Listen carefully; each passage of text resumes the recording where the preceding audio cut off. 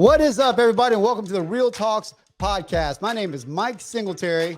And I am Frank Chan, and we are going to be your hosts. And what we're going to do is break down what it takes to live life on your terms through entrepreneurship, specifically real estate investing. So we're going to hit it hard, the good, the bad, and the real, because that climb, as any entrepreneur knows, is never smooth. So let's get real. What's going on, everybody? Welcome to another episode of the Real Talks podcast. I'm your host, Frank Chan, along here with Mr. Mike Singletary. Say what's up, Mike. What's up? What's up? Well, we got another banger for you guys today, and I'm excited to introduce our next guest. His name is Casey Ames, and he is first and foremost a man of Christ, and as well as a family man. I love when bios start that way because it leads with family first. He's a father of three: Marley, his 16-year-old daughter, 10, Jace is his middle boy, Cash, which I always love, great name, his 4-year-old. He's happily married to his loving wife, Rebecca Ames, for 15 years now. Let's give this guy an applause. 15 years, that's a feat right there.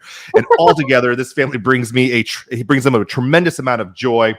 What's really cool about Casey as well, he owns several companies. Gem State, which is a cash offers, which is a wholesale company, Taylor Jean, which is a spec arm of his business, and also has a luxury arm as well, and Adonai Construction, which was, what was that stand for again, Casey? It's Hebrew. It's like God's Works. God's Works. So God's Works in Construction, which I think is such a clever name, which builds custom construction homes, ground up, and also a multi-family vertical division. Man, that was a lot to get out there. So you must be hard for me to say. And we develop. Yeah.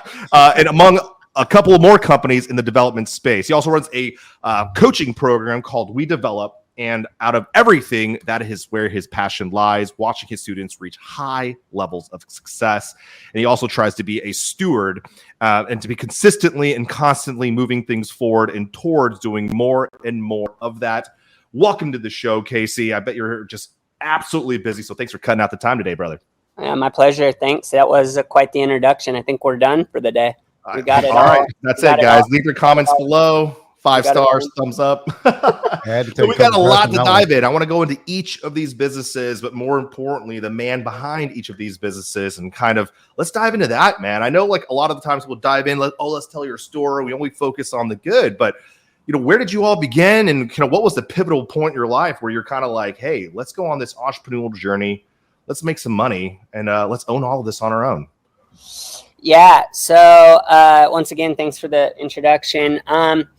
It really was. You'll hear me talk about God quite a bit in this. I give him all the credit and all the glory in that. And as I paid attention over the years to kind of like what has happened, went back and like reflected on what happened. He was just so, he's just always 5 steps ahead.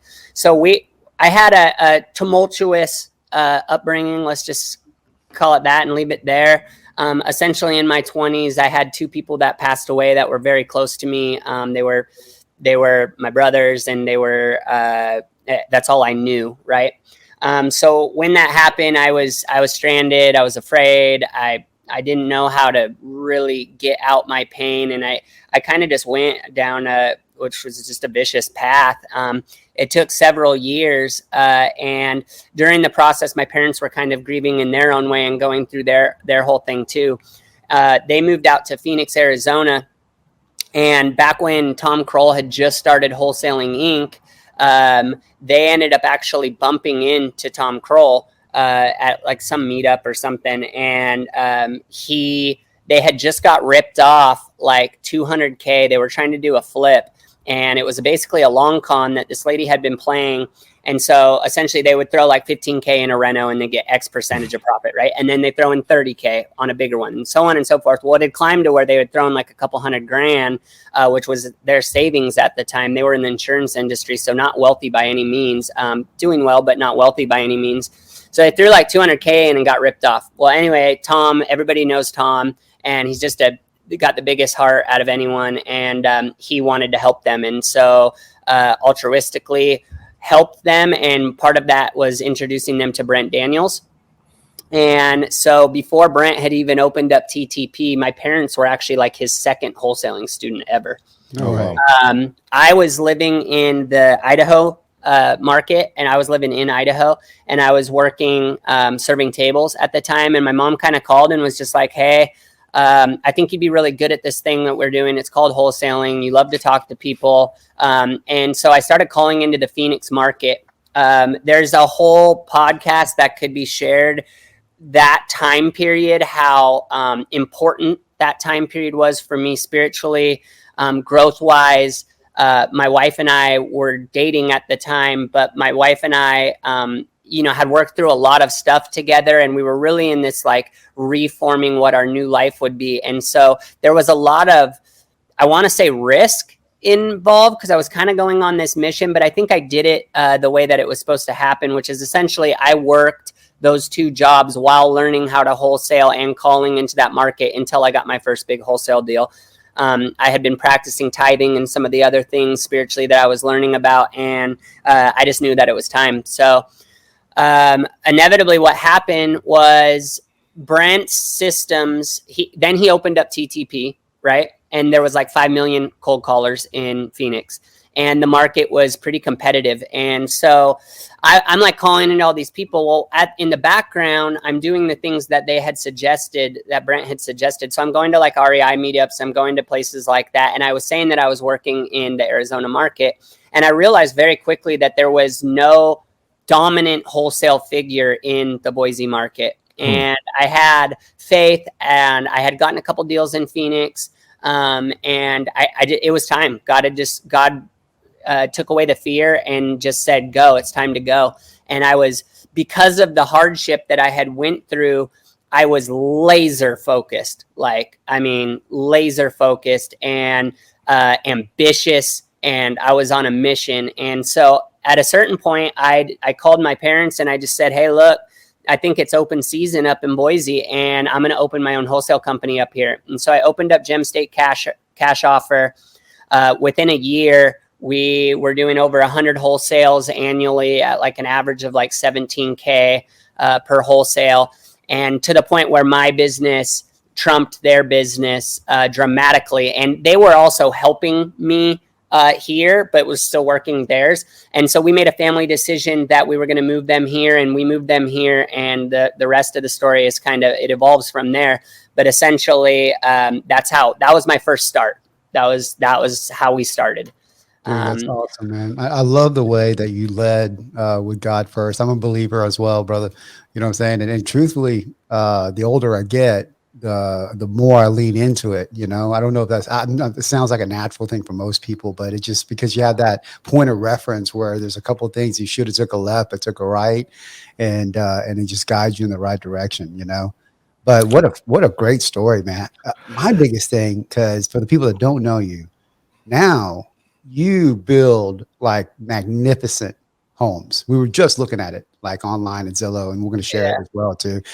And, you're in a development, you have all these things going on. How did you transition from wholesaling to that? I mean, how many years did that take? What did that look like? Yeah. So, it was essentially like 5 to 6 years, right? And it just goes back to that. First of all, thank you for saying that. If anything other than my students, so I design all of our homes. I should say I design all of our luxury homes. I've trained my COO he's COO of 2 of my companies. And then I have a separate COO for Taylor Jean Homes, which is the luxury model. But I've trained him on procurement and design over the years. And so he handles our spec line, and then I'll critique or whatever, just doing what a CEO does. But for the most part, he does that. But I do all the big ones, and I get a lot of joy out of it. But to kind of backtrack, we got to a stage where I had the whole company automated, right? I didn't want to scale it necessarily any larger. We're doing over 100. We're making money, real money, for the first time in our lives. I was enjoying my life with my wife. I have 3 kids, and so we're having more kids at the time, and all this other stuff. And so my natural progression was just like, we need to open up more revenue streams. And I say this on every podcast, basically, but I want to just kind of illustrate this to the listeners. When being ambitious and when having that mindset, that kingdom mindset of like, hey, I'm going to go tackle the world type of stuff, that's okay. Just remember, though, that if you move too quickly, the famous saying is the fastest way somewhere is slowly, right? If you move too quickly and you forget about that primary business, which is essentially the bloodline to your revenue, you can very easily kill the first business by starting the second business. And I think that's, I've done it too. And that's important to illustrate. And one of the things that we go over in our coaching big time is like, hey, is it the right season for us to scale? So anyway, I started flipping homes, and I got 3 homes right away. And I work naturally in that scale, and obviously 3 homes isn't scale, but at the time it was for me. And 2 of those homes were teardowns. So almost immediately within the time that I started flipping homes, and this is just how God works in my life. He's like, oh, okay, you said you're ready. Well, here you go. And we just started building new houses. And I have a wonderful network. I have a wonderful counsel. I sought counsel to the wise that had done it before me, and I just basically followed their blueprint and went to it. And then we scaled that up to, where we're doing like 20, 30 at a time. And then I realized very quickly, and people will have different opinions on this, but I realized very quickly that we did this for, I'd say, probably about 2 years or so, where we were doing both a lot. And I realized very quickly that really the flipping model is a very difficult model to scale. And when I say scale, I'm talking about 7-8 figure scale a year. And it really is, there's so much kinks and stuff. And so the vertical new construction is so much easier process wise, system wise, right person, right seat. If you can scale it the right way, it just really kind of, I'm making it sound easier than it is, but it just kind of takes care of itself. You control the process. Right. Yeah, it's just so much like accountability and expectations on your team, and then it, obviously you guys need to perfect and move forward. But so we were in Mexico, and we were making a decent amount of money at the time. We became 7 figures net worth, and for the first time in my life, and really we're blessed and grateful in an immense amount of ways. And I was reflecting. I was looking at the ocean one day, and I was reflecting, and I realized that I was like miserable, right? Like I had so many things going on, running the wholesale company, doing this, my family life, everything, that I just was like, there's got to be a better way to do this. And so when I came back from Mexico, I called a meeting with the higher ups in my company, and we essentially came up with Taylor Jean Homes at that time, which was we were going to go into the luxury market for bigger spreads. Do less for more, right?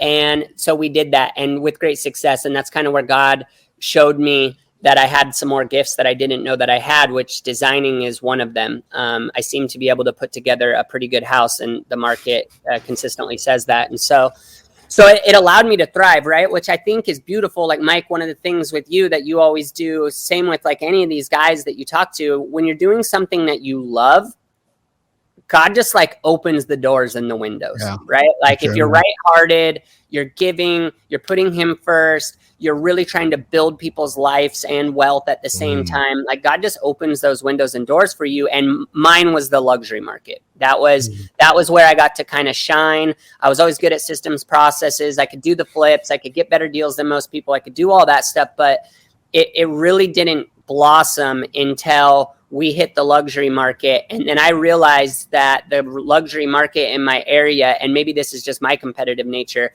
but I just didn't feel like it was at the bar that it needed to be. And so I made it a point to raise that bar. And it's blessed us in a lot of ways. God's blessed us in a lot of ways in that field. And so when that happened, we went up into the big luxury market, and as a 3 million plus market. And specifically in this last year, I love that market because our bread and butter was always that $1 to $2.5 million spec home where we could do 15 of them at a time and make a lot of money. Well, in Boise, that market is the market that got just annihilated, right? And so I lost a lot of money. Like I lost a ton of money, and that's full transparency to anyone that's listening. Like, don't think you're better than the game. The game's been around a lot longer, right? You might win one game, but the series is a whole nother deal. And so I learned a lot from that. But how long ago was that, man? What's that? How long ago was that? This last year. This last year was tough. But one of my saving graces was that we did those big luxury homes, and those big luxury homes is a cash market, largely not dependent on rates.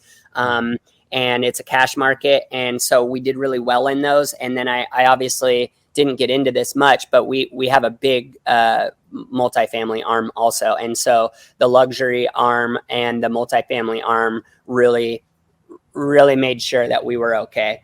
And I think the rule out of that is always have, if you're going to hit scale, always have 1.5 times reserves of what your debt is. If you don't have 1.5 times what your debt reserve is, you're probably moving too fast. I think the natural visionary thing is like, oh, I'm going to figure it out, right? All I need to do is get 2 more properties. And if I do those 2 more properties, then that'll, and then you just get caught up in the Pan's Labyrinth. And so, so great, man. The Pan's Labyrinth. You're absolutely right. Yeah. What a great way of describing that. It is. And so one of the lessons that I learned is that because my capital flow was so easy, I could go get capital so easily. I was actually operating further scale than I should have been at. I had the team to do it. So we were completing projects in the right timely fashion. We were making our money in the right timely fashion. But when push come to shove and the market drops, because I was getting 100% financing on everything, I'm then now in a position where I have to have a huge amount of capital to refi all these properties, right? And I didn't have it. We were in the middle of them. So the lesson is just, you're not always going to have 1.5 times revenue when you're starting out. A healthy is 1%. And 1.5% is you're in the season of acquisition and stuff. And so now we're really trying to work more methodically and just, take our scar tissue and learn from it and be, take our wisdom and move in that 1.5%. We're not acquisitioning unless we have 1.5 times reserves. That's just the bottom line. I'm not as ambitious as I'm ambitious, but I'm not as ambitious. I'm not willing to go through this again. Let's put it that way. Casey, man, thanks for sharing that. Like, one of the things I wanted to really go back to, because I'd like to understand kind of what the mindset was, because every chapter in your life kind of builds into your story. And one of the things you said that really resonated with me is that you worked 2 jobs and you figured out a way to carve out time to start wholesaling, right? Mm-hmm. What was your motivation there, right? You're working 2 jobs. Obviously, you're coming home exhausted. You got people dependent on you. What was kind of continuing to kind of get you waking up in the morning? I know, right? That right there probably was a big motivator. But what was continuing? Because I know a lot of people out there say that, hey, man, I'm working a full-time job, working 60, 80 hours a week. Am I making phone calls? Am I doing this stuff at 8 at night? I don't have any time to do this. What's your advice to them, being in that position before? Well, everyone's different, right? And so I think what I've learned a lot about coaching over the years is you have to take each individual client by the way that they're constructed and the way that their minds and spirit works, right? For me, I've never been I don't care about money that much. It doesn't concern me. I don't have necessarily fears the same way about money. And I think a lot of that helped me scale, right? Because I in some ways it's a fault. In some ways it was a fault because I wasn't as cautious or conservative as I am now. But I think, for me, it was always family first. It was always about that, especially with going on that journey that I went through before I got into the real estate or investment field. I had a lack of family because I was struggling, right? And so the biggest piece of that puzzle to me was to get my family right. And so when God blessed us with the abundance that He did, the way that I work, I didn't change, right? And to this day, even, having a decent high net worth, I still don't change. I don't need to go, I don't need to have a Bentley. Do I like toys? Yes, I like toys. I drive nice cars and we do stuff like that. But at the same time, it's always been to me. So it's always been family and stuff. So if you see us go to if I ever post something and Mike, you've seen me do stuff for some years now, my family is always with me. We roll 20 deep. You know what I'm saying? Yeah. I don't this isn't about me. This is about increasing God's kingdom and cherishing the blessings that we have in the short time that we're here on this earth. So what I would say about the juggling is, in my opinion, the money should come secondary. And the question you should ask yourself is would I be happy with $60K a year with what I have been provided by God? And if the answer is yes, then anything's extra on top of that. Wow. Wow. You know what I'm saying? Like it is. And like God is beautiful, and he made this crazy earth, and it's got all these beautiful places and all this cool stuff. And like, I don't think he would have made Ferraris if we weren't supposed to like hop in a Ferrari and see how rad it feels to be in a Ferrari, right? Like, so I'm going to get on that. Like, I want to be on that. But at the same time, if I had $100,000 a year job right now, and you asked me if we were going to be okay, I would say, yeah, probably so. Right. Now, am I going to choose that for myself? No, I'm not going to, because I believe that there's a smarter way to do that. But in the beginning, it was all about none of that mattered. In fact, actually, and I think this is really important, I just thought of this. My wife and I, and this was based off a suggestion from my mentor, my wife and I had a knee-to-knee conversation about what my expectation of our relationship was going to look like for about 5 years. And I wanted a pretty high net worth at the time. Now, if you ask me, like, we've obviously passed all that, but if you asked me like what my goals for net worth is, like, I don't need, you know what I mean? Like, I don't need it. Now, I have a lot of projects on the board that are actually going to give it to me. So the board does move, but like, if you're going to spend more than like at my highest net worth, when we're traveling and buying whatever we want and doing all that stuff, like, it's hard to spend more than $250,000 a year, unless you're just an idiot. You know Right. what I mean? Or you have Facts. No, I get it, man. It's also like Maslow's hierarchy of needs, right? I mean, you got to take care of the basic essentials first before you start thinking in this higher level stuff. But, you know, like, well, we just had a podcast not long ago where we're looking at most people make less than $70,000. I think what was the percentage of that, Frank? Do you remember? It was like 90%, something crazy, right? It was joint income. Yeah. I think for 2-income family, average of 70,000, for that. So I think for that guy, it's probably kind of hard because, I mean, once I share with you, man, the more money I made, sometimes the more burden, a lot of times the more burden I bared. And then you have to realize, man, you're just passing through this life, right? I mean, your thing is to have experience, and so I'm the same with you too. I take my kids everywhere. Yeah. And I think the other side is the emotional side of it. Like when going through and analyzing like the human being and the emotional setting and stuff, when you get to the point where you're so busy and you're doing so much stuff, the money also does stop to matter as much. But the other side of that is like, no one will understand the workload that you actually do to get that money. Like the stress 100%.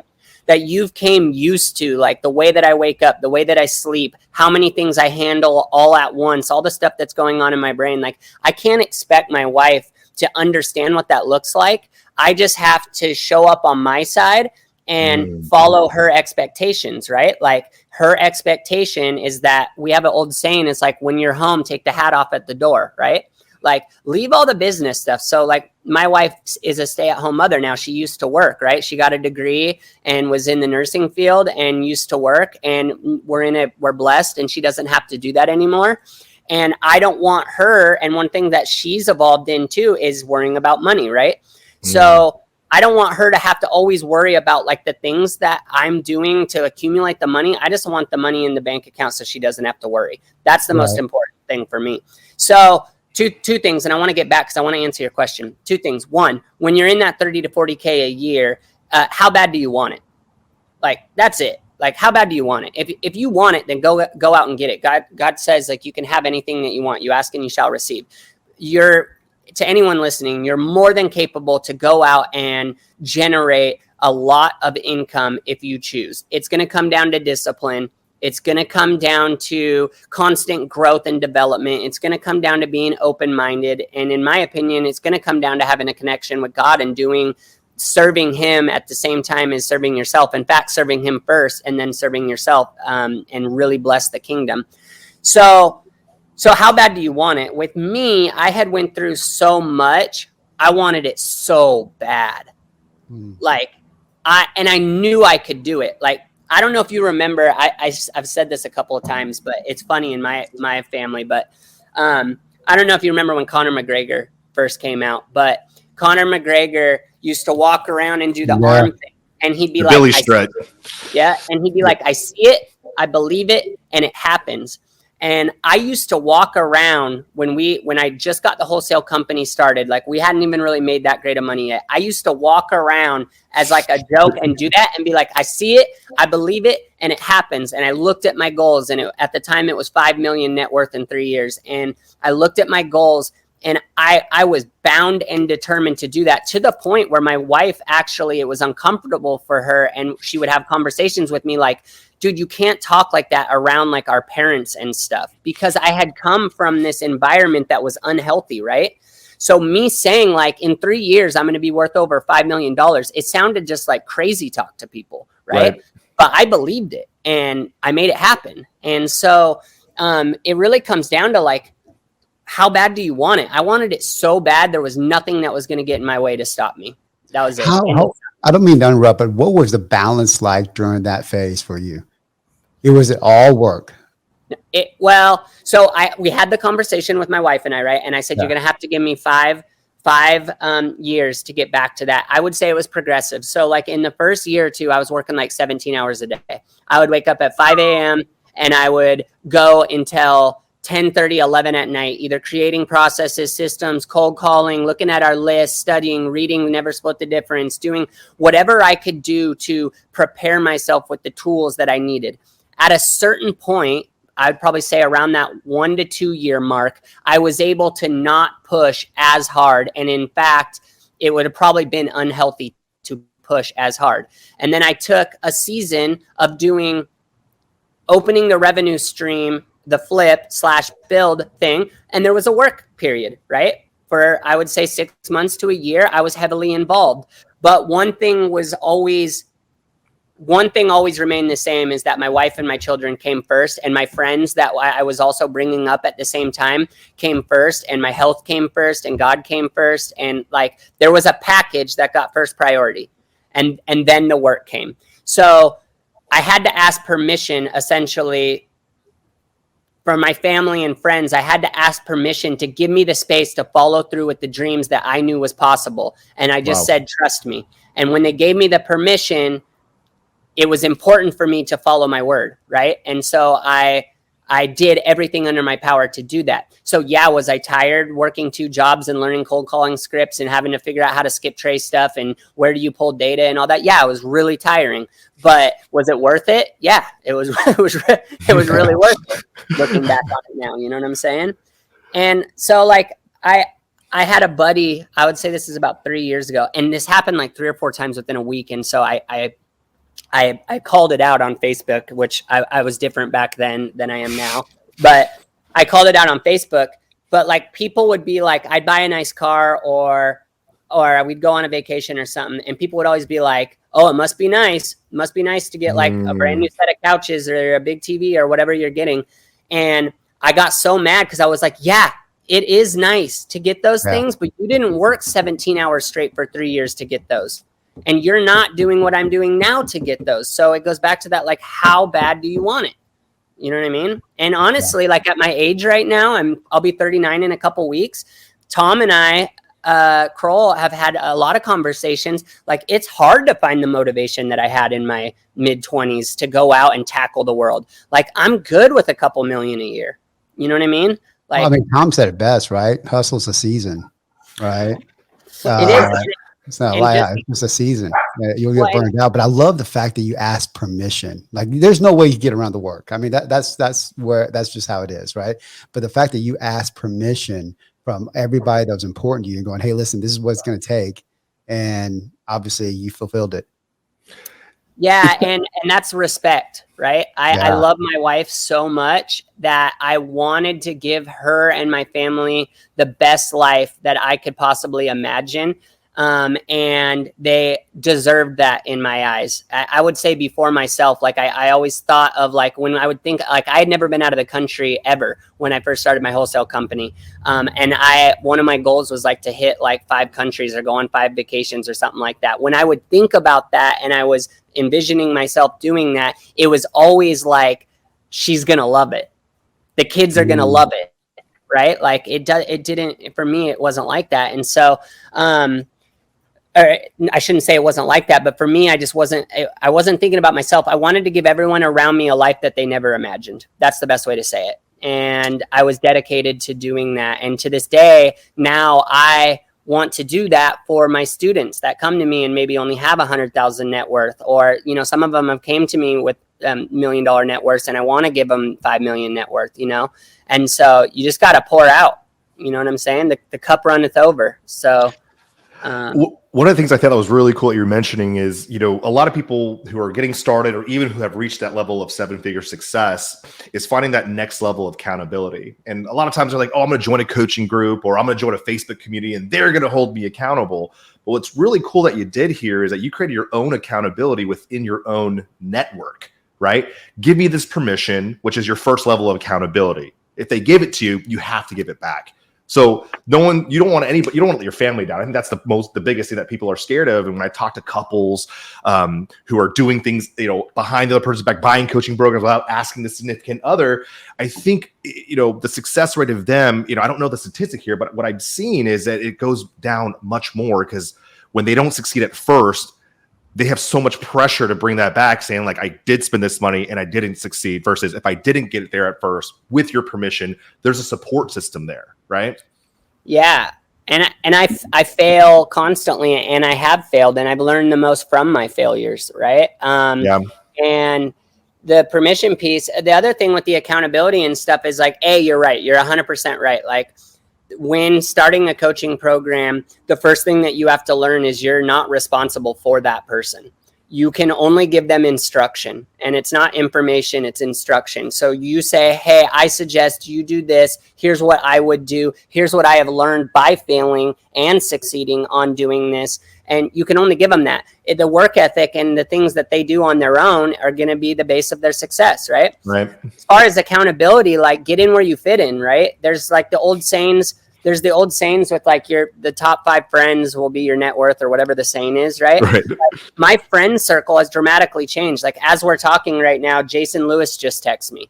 Like, Jason Lewis is one of the most beautiful minds in the world. Like, he is absolutely this, like, just so intelligent. Yeah. And just got such a kind heart. And he's just a pedigree of somebody that I want to be around. And so as I grow and as I pay attention, it goes back to this age thing. You're like, well, maybe as we get a little older, we look at things a little differently. I realize that my tolerance for being around people that I don't have any motivation in what they're doing, it's just not as high as it used to be, right? So I cut people that aren't, like, get in where you fit in. Like, I hang out with people that are like-minded, beautiful-minded. I can't tell you how many people call me and send me videos and messages just being like, I care for you, brother. Like, hope everything's good. Like, Medley, Andrews, like, all these guys, Phelps, like, all these guys are just like constantly just checking in on me. Those are the friends that I want. And if you surround yourself, and I do it to them, right? Like, I send them videos, even if it's something dumb. Like, me and my wife did that tortilla slap challenge the other day. I don't know.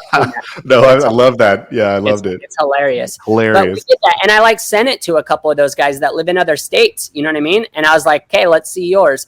Like, we're a family and we're friends. And if any of them are hurting, I want to be able to help them in any way that I can, which also is the reason that I read and I study and I teach and I do all the things, is because, like, I want to be the best version to give more than I expect in compensation, right? Bob Berg 101 in The Go-Giver. How do you create value? You give more than you expect in compensation. And so that accountability thing, I think, is if you're doing the right thing and you're living by what I would say, Proverbs is one of the best books ever. Just, read Proverbs and do what they say to do in there, and you'll live a pretty dang good life. Like, if you're doing those things, the right people are going to come into your atmosphere, and the accountability will just happen naturally. Right. Yeah, that's fair, man. That's fair. Tell us a little bit about your coaching program, man. Yeah. So we develop. It's a private client. I was actually going to scale it, but I have enough stuff going on in development and some other stuff, and I really kind of get more individually. So we have essentially well-documented everything under the sun that I've ever done, whether it's wholesaling, flipping, processes, systems, CRMs, our vendors, our procurement managers, our networks, how we do things, job descriptions, expectations, any document that you could think of, legal stuff, like everything. And we have that for anything from wholesaling, flipping, building at scale, subdivisions, single family subdivisions, multifamily subdivisions, townhomes, flex storage, and any of that. So it kind of it encompasses a big thing. And the reason I say individual client is because based on the individual client's needs, that's what the focus point will be, at least for that season, right? Like, so I have a lot of those guys and women in there right now that they started flipping houses and then maybe got into new construction. And now we're working on getting them some like entitled paper to develop, right? It's their natural progression. So the target can move, but we really just find out what their needs are, find out who the person is, what is their PI, what kind of person am I dealing with. Make sure that one thing that I left out, this is a huge piece of the puzzle, is we help them set stuff up the correct way. Like, so it's an actual business. Nice. I operate the best way in CEO or owner's box. If I'm not in CEO or owner's box, then my company isn't where I want it to be. And I'm always trying to get that company to succession, essentially. And so I'm always trying to get myself into the CEO box and the owner's box. And if I'm not in those, then I'm doing too much, right? And so I either need to hire or I need to switch up my business model. And so we handle a lot of that. So we find out what their wants are, find out what their needs are. Then we help them set up the businesses, getting the LLCs in the right states, the right CPAs, the right bookkeepers, all the right stuff. And then we go out and we do work. You know what I mean? So I would love to tap a question because, you know, that term CEO is such an elusive word. Everybody wants to be called a CEO, but I feel like nobody really understands what that means. It's like, I just want to have it on my LinkedIn or somewhere so people think I'm cool, right? You've run multiple businesses, you know, multiple COO also. Yeah, COO, right? Absolutely COO. So, you know, for those who are out there who are kind of just, you know, enamored by the title, but are probably failing at that role, you know, if you could just simplify, what does a CEO do for a business? You know, what should they be doing for a business? So I'll do 2 parts. One, if you've never read the book, A CEO Should Only Do 3 Things by Trey Taylor, that is where I would start. But to answer your question real simply, it's a CEO does money, people, and culture. If you're doing anything other than money, people, and culture in your company, then you're wearing more hats than other than just the CEO hat, which is fine. That's fine if that's where you're at in business or if that's where you want to be. But if you truly want to be an effective CEO that is doing the most that you can for your business, you should be focused on the 3 primary things, which is money, people, and culture. So in my company, if somebody asks me to do something, there's not a lot that I won't do for them, right? But I'm not going to do that. I'm not going to do it for them in the sense that like, hey, I'm going to take that for you. And I'm not going to do that in the sense where I'm like going to continue to do that, right? I might help them out for like a day or something if they need some help with something. But in my company, if it doesn't have anything to do with people, money, and culture, somebody else in my company is handling that. And if they're not handling that, then they're not fulfilling their job expectation and requirement. Right. So if somebody comes to me and says, hey, how much did we spend on the Croft House? Right. I'll say, well, did you go to Zeb, who's my COO? Right. Or I'll say, did you go on Builder Trend and look at the final costs? You know what I'm saying? Like, yeah, I'm not come to me. I have no. Yeah, they need to look at quarterlies or something like that, right? Yeah, they need to be doing what their job expectation is. And if they don't have any business asking me that question, then you know what I mean? It's not their lane. Like maybe they're just maybe they're like, you know, a framer or something like that. You know what I mean? They don't need anything for the total cost. They might not know that CRM. So I might like give them some information just so they know where we're at, right? It's a team effort. But if it's a task in my company, I don't do it unless it's people, money, or culture. Unless I'm doing it to help the better of the company, right? I agree. I think most CEOs, they should be working in the future, right? All the things that you're making decisions on and stuff like that, it's like in the future led. It should be happening down the way rather than a day to day. Yeah, you're a visionary, right? Yeah. CEOs are almost often like, I'm a captain on my PI, so I'm very heavy visionary, but I have some integrator in me. So like, I'm not the guy in my company to fully engineer all of our systems and processes. I can typically create a very good system and process, and then I pass it to Zeb. Zeb trims it up, makes it look nice, connects it with all the other CRMs and all the other stuff that we're doing, and then it works effectively, right? Gets with Everybody needs a Zeb. Huh? Everybody needs a Zeb. Everybody needs a Zeb, yeah. So I think that the other side of that, the negative side of that, is that if you are doing things that you're not supposed to be doing as an active CEO in your company, you're actually disabling your crew. You're enabling them to not do their job, right? And by every sense of the word, you're disabling your company, because then everyone expects you to do everything for them. And you can never do that. So, I mean, the best way that I ever did it and how we practice it in our company is, it's like an org chart, but it's essentially accountability chart. And it's who sits in the seat. Okay. Casey sits in the design seat. Do you understand the position? Yes, I understand the position. In the next 6 to 12 months, do you want to be in that position? Yes, I want to be in that position. If the answer is no, then I have 6 to 12 months to hire somebody to do those responsibilities. I love that. That's my first time hearing that. I love it. And I need to do that for my business. So thank you for that. So I'm curious, man, what was, I always like to figure out like team building, if your first hires, because a lot of people here are kind of doing like, hey, I'm wearing multiple hats. It's kind of where my business is right now. I hired my first operations manager. So what was your first essential hire to get you from 6 to 7? And then what was the next hire that got you from 1 to your next multi-million-dollar benchmark?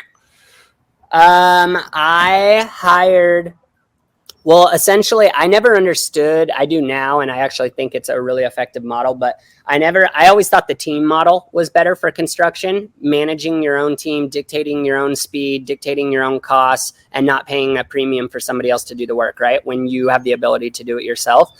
So my first hire was like 3 or 4 guys, and hourly was different at the time, but like 3 or 4 guys that were at like 10, 15 bucks an hour. And then I hired, I did an equity split, which I don't recommend partners very often, but I did an equity split with somebody who had more experience than me in construction. And I ended up evolving faster than what my expectation was of him. And so I ended up getting rid of him inevitably. But so I hired a whole bunch of hourlies to help me do construction work, right? That was the thing. So we were going to flip the house and then sub out anything that we didn't. My first hire was an executive assistant. Well, I guess it would have just been an assistant at the time. I hired Zeb as my assistant.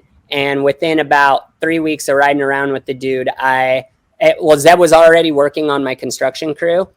He was like our finished painter, essentially, and kind of like do it all dude, because he's wildly smart. But so I hired him as an assistant. Within like 3 weeks, I realized he was intellectually, the assistant role wasn't going to last for very long. And so I put him in what would have been a mock COO, even though I didn't know anything about it at the time. I put him in a leadership role where he would manage the construction crew. Nice. That allowed me to do what is a microcosm of a CEO. It allowed me to focus on deal flow, getting better deals, things like that. And then the next big hire was still actually one of those guys that was on my construction crew. I promoted him to head project manager.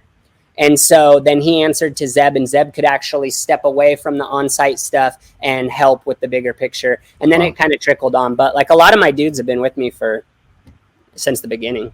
Like, in fact, my head project manager still to this day, he's actually director of construction, was a cold caller for me in my wholesale business. And then my COO for my other 2 companies, my wholesaling company and We Develop. So he's the active COO in those companies. He was actually a cold caller for me when we were wholesaling too. And then Zeb was there as a painter in the beginning. So we just kind of grew. We grew into our britches were too big. We were wearing dad's shoes and grew. grew into it. You know, I've done that. I always try to promote from within, and I've made the mistake of putting somebody in the seat that they just weren't equipped. Right?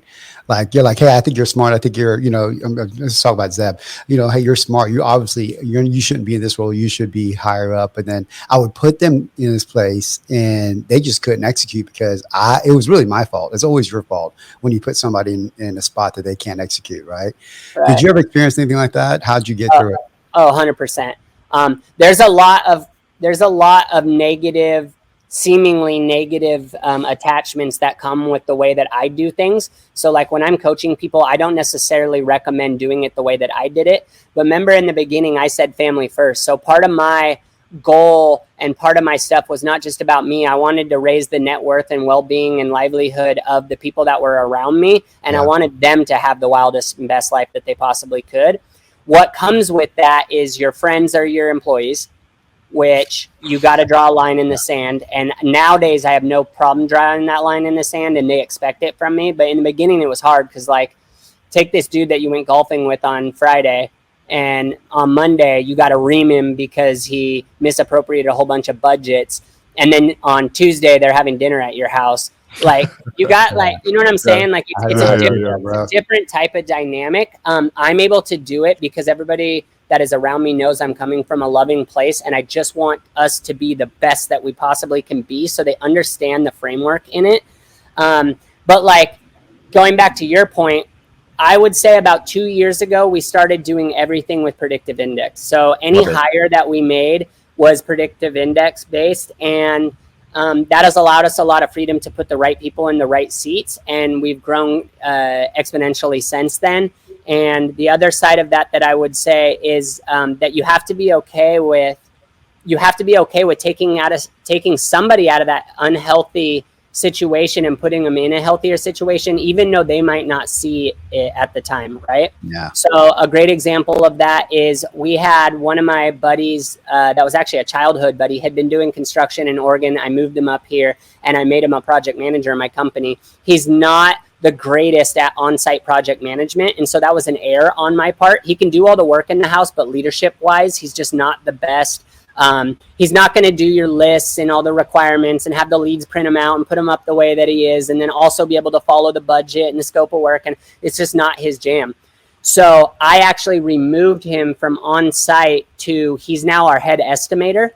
And he absolutely thrives in the role. Like he's computer oriented. He's in his space. He can talk well. So he understands how to talk with people and he's thriving because of it. Right. But when I initially told him that I was making the change, he's like, so I'm going to be in an office all day, right? Like he was pissed. Yeah. But you have to do for them what they won't do for themselves, right? I would expect somebody to be like, I hate my job as a project manager because I suck at it. You know what I mean? But they're not going to tell you that. There's too much ego involved. And so like in my company, I suck at computers. I'm literally not allowed to touch computers in my company. People will come up behind me and be like, can I type that for you? So I just know it's not my strength. So I don't do it. You know what I mean? And so I'm at a stage where I know myself well enough that I know that I'm not good and I don't have the desire to learn all of it. So I have one of my other employees or, you know, somebody in my company that enjoys that, has the capability of that and has the intellectual capability to do it. Like I have them do all that stuff. So to answer your question, Mike, I mean, it is hard, right? Yeah. But if you asked me if I had a choice to hire some of the best employees that I could have off of PI and not bring my guys up and give them the life that they have today, I would still to this day not do it that way. I'm probably the same, man. I have a big loyalty gene. It sounds like you do too. You know what I mean? And sometimes it hurts my business. But at the same time, I have a very low turnover rate and, you know, I love the people I work with. So yeah, same here. And, you know, the most expensive thing you can do in a company is hiring somebody because you have hiring, training, onboard, and that's universal, whether you're opening a restaurant, you're doing whatever. Hiring is the most expensive. We have a massive. But when you scale, you have to. I mean, you can't scale with that. Not truly scale, right? I mean, we're not in that point in my business where we have to do that. But it sounds like you're almost there, or you are there. No, we are there. Yeah. We've hired out for specific positions. Like, so I have Sawyer is my head of construction, but I have my off-site head of construction that has like 30 years of experience. He's done everything under the sun, built skyscrapers to little homes. He knows construction inside and out, and probably knows more than Sawyer will know within the next like 15, 20 years, right? Yeah. But he doesn't want to drive around and be on site. He wants to sit in his office and mess with Bluebeam and do all that kind of stuff, right? So we have hired out. The other thing is I will let people go. And that's the thing, like, don't get it twisted. And they know this about me. Like, I love you and we are friends, but this is food on my family's plate and you're part of that family. And if you're going to take food off the family's plate, like, you have to go. Right? Oh, I feel you on that one, dude. So they know what the line is. And most of them don't cross it, and it is what it is. And if they do, then we have to obviously rehire for that position. But I just want everybody to do well, man. Like, at the end of the day, keep it real simple. And I just want all my people, like, when I go, like, let's say we're going to see the World Cup, and this is just arbitrary, but let's say we're going to see the World Cup. I don't want to call you, Mike, and you want to go, but not have the ability because of financial reasons to go, right? And one of the mistakes that I did when I first started making money was I paid for everybody to do everything, right? I had finally had this abundance and wealth, and I was just like, oh, it's all good, I'll pay for it. I'd buy people plane tickets and, pay for their hotels and stuff so that they could enjoy the experience. And I will no longer do that. And part of that reason is because I want my 1.5% reserves in case anything happens. But I do want to give them the ability, or at least the opportunity, to make that money themselves, right? And so for me, it's all about family. Like, I just want everybody to do well, and the better we treat people, and the more that those people are willing to go through some pressure, some stress, and remain open-minded, then everybody can have a seat at the table and everybody can eat well. You know what I mean? Casey's like Drake, always taking his people around, paying for things. Awesome. Growing, yeah. I was. My wife used to get mad at me because, anyway, it's He's walking in with like 3 or 10 guys behind him and stuff like that. I never had money my whole life. I was raised poor. Yeah. So when you I think we're all in that, man. We're all. I can't speak for Frank. Frank, were you? I was definitely. I pay for stuff when I was broke. I pay for stuff now, and my wife still says the same thing. But I think it comes down to our background as entrepreneurs, right? We, like you said, money's not a thing. If 60K is enough for me, everything else is icing on the cake. So I like taking care of the people around me, because what's $300 covering a $300 bill, $1,000 bill? When I'm focusing on the bigger picture, all this is going to come back to me. As long as my reserves are there, I work off a profit first. So I know exactly where my money's at, right? I can afford to do this $500 versus my friend who did it is like, oh crap, I'm not going to be able to eat next week because I try to look cool in front of my friends. There's a difference there in mindset.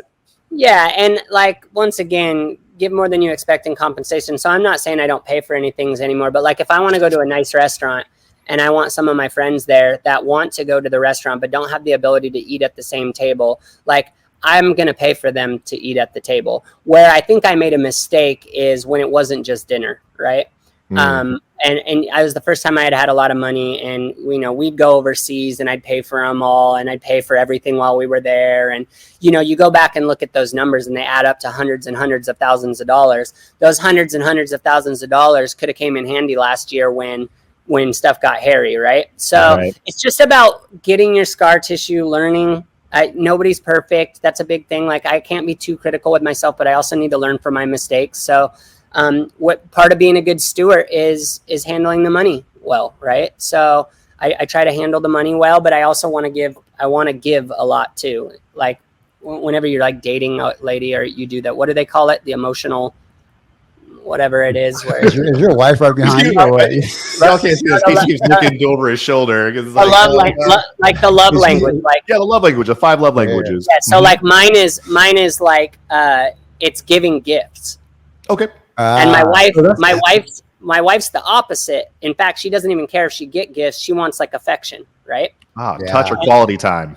Right. And so like, I'm the same as you. If I was broke or if I'm not broke, like I like giving to people. It's just in my DNA. That's your love language. But there's just it's my love language. But it's a part of me, but also I need to be wiser than I was yesterday and learn from my mistakes. And so I'm not frivolous with my stuff anymore. And I think that's just part of growing as a human being. I mean, I think you could take that into any aspect, not just business, but Right on, brother. Right on.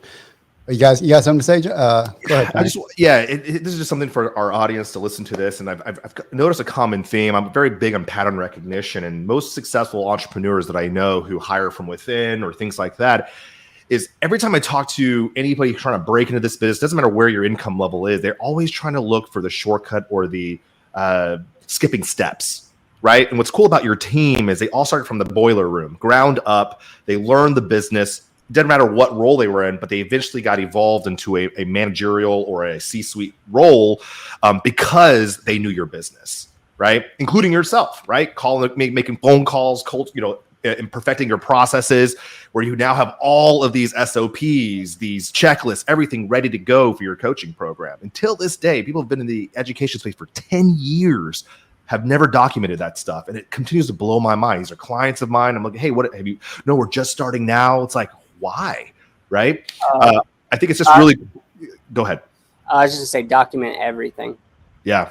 So I just want to commend you for that, man. I think everything that you've earned, and this too, all grace be to God, is like, he was there alongside the way, but you were you were the soldier that he was empowering to, conquer this part of your life. And I think too many people think, oh, it's luck, it's that or this. No, even everybody on your team who's now eating at the table was started at level 1.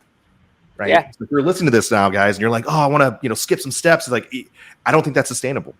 I think there's so much power to being at the ground floor, whether that's 3 months, 6 months. The light at the end of your tunnel is where Casey's at now, but you don't get there without eating some shit to begin with. I'm just sorry. No, there's no shortcuts. There is zero. Yeah. If you think you got, like, let's say you like do a wholesale deal, and one of your first wholesales is you stumble into an entitled lot and somebody helps you with it or something like that, and you make like $1 million on that deal, right? And you become a millionaire like overnight, right?